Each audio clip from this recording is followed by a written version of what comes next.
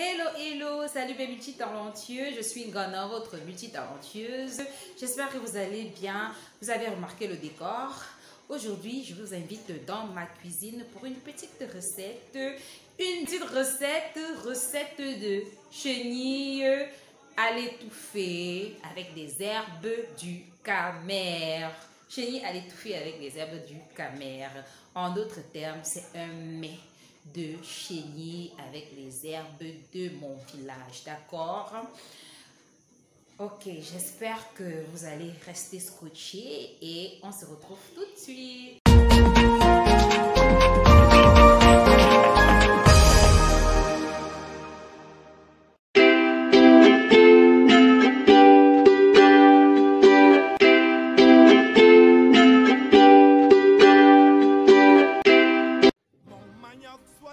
Alors, les chenilles vont passer de cette forme-ci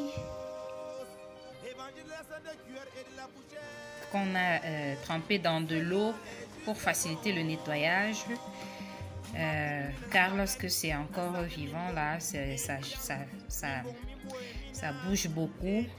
Pour faciliter le nettoyage, on les trempe dans de l'eau et on obtient cette forme-ci par la suite.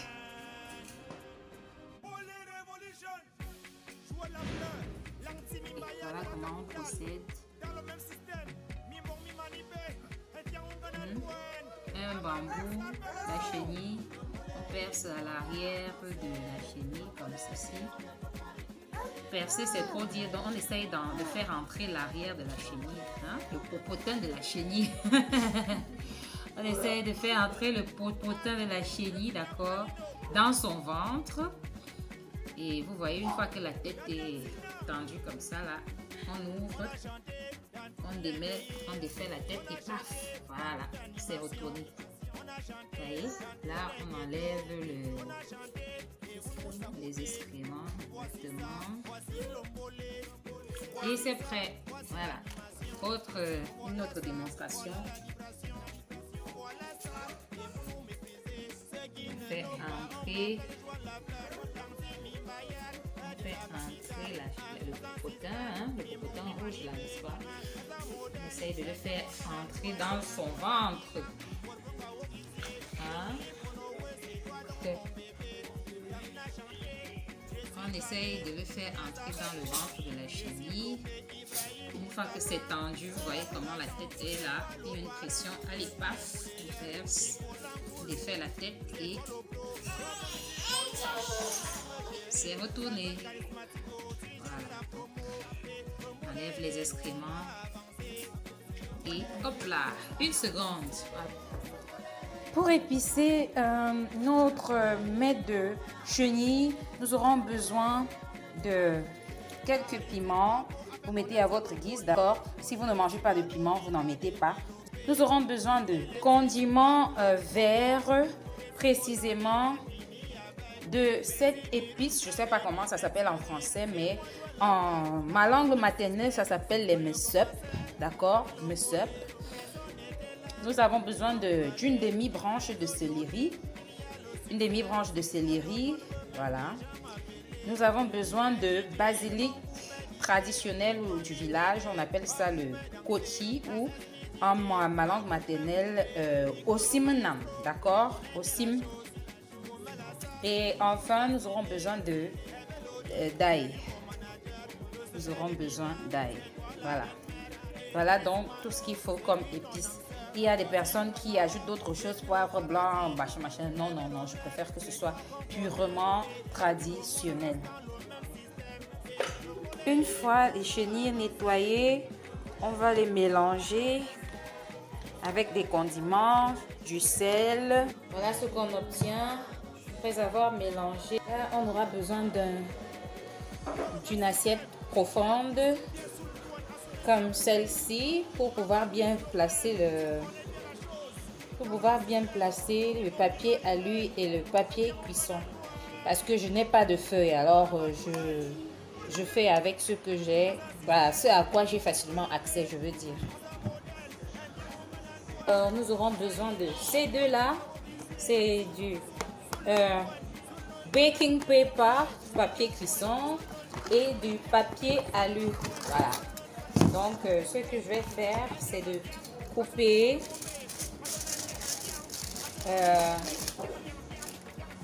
un bout de papier alu. Voilà.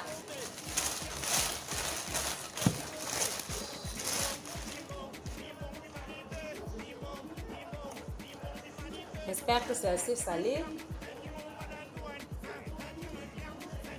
Là, je vais venir verser le tout ce que j'ai comme chenille dans ce paquet-là. Une fois le mélange fait,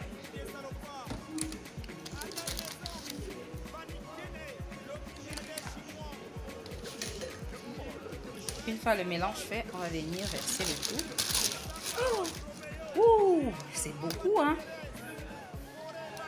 On va venir verser le tout dans notre paquet.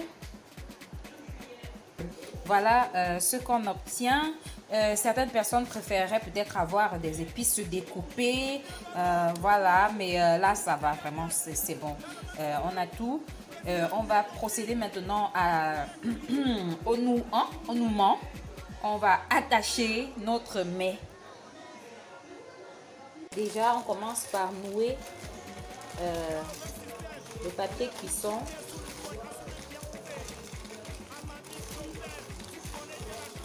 Si on s'aperçoit qu'il n'est pas assez, il n'est pas suffisant pour faire le tour, on peut en rajouter comme je vais faire là.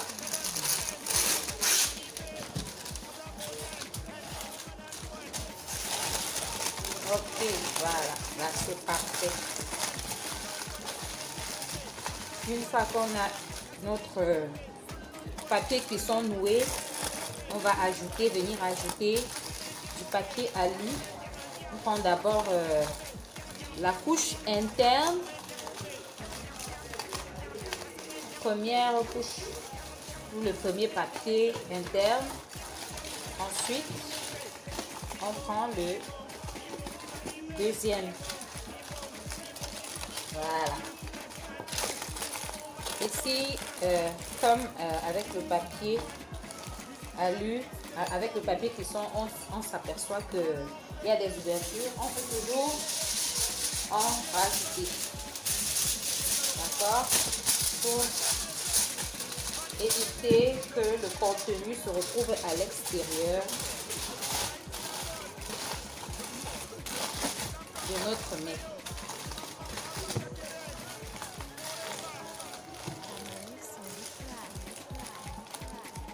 Une fois que c'est fait, on va attraper notre ficelle, d'accord?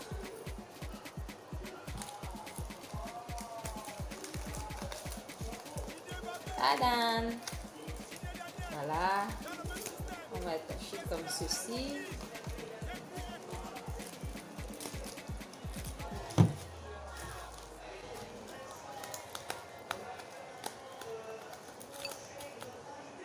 Et voilà. Voilà ce qu'on obtient. Un bon paquet de chenilles. À présent, on va mettre ce paquet dans la marmite. Là, on va prendre une marmite puisque nous n'avons qu'un seul paquet. D'accord? On va prendre une petite marmite néanmoins profonde dans laquelle nous allons mettre un couvercle ou un couvercle d'assiette ou de marmite pour éviter qu'il y ait un contact direct entre le mets et la marmite. On va venir mettre le mets à l'intérieur. Voilà, d'accord. Et ajouter de l'eau. Donc, il serait question en fait de procéder par une cuisson à la vapeur. On va mettre de l'eau. Voilà, là j'ai vidé 1,5 litre d'eau. Et voilà.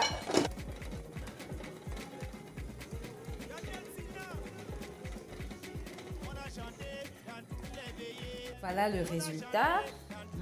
Appétissant, n'est-ce pas? Voilà, on va le servir avec de la patate. Voilà. Voilà. Le repas est servi avec comme accompagnement des patates. Bon appétit! J'espère que vous avez aimé cette vidéo. J'espère qu'on se retrouvera la prochaine fois, très prochainement. Et voilà, merci pour tous les nouveaux abonnés. Merci pour vos encouragements. J'espère vraiment que la famille va s'agrandir et que je vais continuer. En fait, je vais continuer à bosser fort pour pouvoir agrandir la famille. Alors, à plus. Bye bye.